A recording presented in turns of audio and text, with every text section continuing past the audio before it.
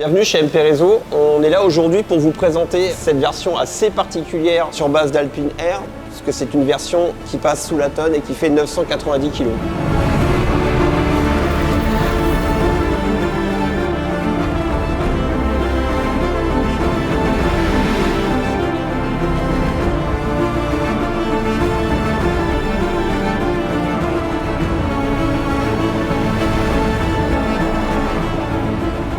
Cette auto est arrivée chez nous à la base d'une prépa plutôt classique. On a eu affaire à un client qui est plutôt assez ouvert d'esprit en fait. On s'est dit tiens, on pourrait peut-être essayer d'aller un petit peu plus loin. Avec Lucas, on s'est plusieurs fois aperçu en faisant nos calculs qu'on pouvait sans trop de difficultés arriver à avoir une voiture qui passe sous la tonne. Et c'était resté un petit peu dans un coin de notre tête. Et l'hiver dernier, on avait rendez-vous chez Mozart, le fournisseur de freins en Belgique, pour un tout autre sujet. Et il nous avait mis sur la table un disque en carbone. Et avec Lucas, on s'est regardé tout de suite, on s'est dit là, si tu veux, le client, ça va le faire. On l'appelle. Et si on faisait une R qui passe sous la tonne? Et c'est comme ça que le projet a démarré. Quand on a vu ces disques en carbone chez Mozart, nous, on savait déjà à peu près avec l'expérience des années maintenant qu'on avait toujours un déficit de 20 kg. On savait qu'on avait 20 kg en trop pour passer sous cette tonne. Ouais, c'est vrai. Et là, on savait qu'avec ces disques en carbone-là, on était quasiment sur un gain de 16 kg, 16-17 kg net. Donc c'est comme ça que après, sur le papier, on a calculé, on a dit bon, voilà, on va gagner tant ici, tant ici. On savait aussi que sans le kit aéro, sans notre gros kit aéro, on enlevait du poids parce que c'est vrai que c'est des pièces qui sont quand même assez volumineuses, donc forcément, ça rajoute du poids. Et puis, la R, comme l'a dit Yannick, est déjà une super base en termes de poids. Bien été travaillée par Alpine, il y a déjà peu de kilos qui ont été laissés au hasard. Arriver à passer sous la tonne, c'est vraiment un gros travail. Et puis, ça a été un peu notre objectif depuis qu'on a commencé les pièces d'Alpine. C'était à chaque fois qu'on fait une pièce, c'est de dire, voilà, on essaye de la faire plus légère et c'est là arriver en fait à mettre tout le package qui permet de gagner 75 kg par rapport à la voiture d'origine. Puis sachant qu'on en a rajouté parce que on a un refroidisseur de boîte, donc ça pèse forcément un petit peu plus parce que d'origine il n'y en a pas. On a un gros radiateur, on a conservé la clim, il y a plein de choses et on n'a pas dénaturé la voiture. Donc on l'a rendu apte à affronter le circuit de façon intensive, donc avec des éléments on va dire qui malheureusement parfois rajoutent un peu de poids, tout en essayant quand même de rester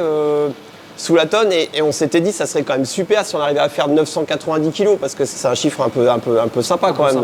Donc voilà, c'est pas juste allez on est à 999, voilà, on a 10 kg de gagné, c'était l'idée. Alors ça a été un gros boulot parce que forcément comme l'a dit Lucas, il n'y a pas un endroit à part les disques où tu gagnes tout de suite 15 kg. C'est en général à coût de 500 grammes. Voilà. Tout a été comme ça en fait sur ce projet. Et puis ça nous a aussi amené à nous à dire sur certaines pièces que nous on avait fait, par exemple les barres stables en acier, nos barres stables réglables, à dire là par contre on met vraiment beaucoup de kilos en plus par rapport à l'origine. Ça nous a aussi nous poussé à développer des nouveaux produits que d'autres clients ont profité par la suite mais qui étaient à la base développés pour cette voiture-là. Dans le projet aussi, il était convenu avec le client qu'on puisse malgré tout ça, malgré l'allègement, avoir une voiture qui était pourvue de sa moquette, de sa clim, la radio, son petit extincteur, enfin une voiture qui était quasiment, on va dire, vue d'extérieur comme d'origine. C'était comme si le constructeur avait eu cette mission de le faire. Quelque chose qui garde son confort avec encore la moquette dans le coffre pour mettre ses casques, garder un peu d'insonorisation, faire une jolie petite voiture track day, le track tool à la fois chic et racing. Je pense qu'on va proposer un kit. On ne donnera pas les infos de là où sont gagnés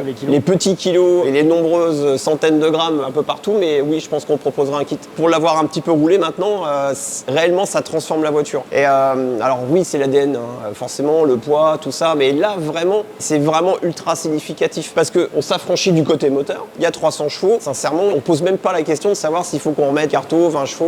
La voiture, elle est hyper dynamique. Il y a des séances d'essai qui sont prévues fin du mois sur le circuit du Luc. Nous, on va la suivre un petit peu au début parce qu'on a besoin aussi d'acquérir quelques retours d'expérience. Ça nous a quand même nécessité quelques ajustements de suspension en vue du poids. Ça nécessite quelques petites choses nouvelles comme ça. Donc oui, roulage fin du mois sur le circuit du Luc avec un très bon pilote. Et puis après, je pense que discrètement, elle va rouler, mais tu la verras certainement pas beaucoup sur des track days. Il va rouler pour se faire plaisir, mais on la verra certainement pas beaucoup.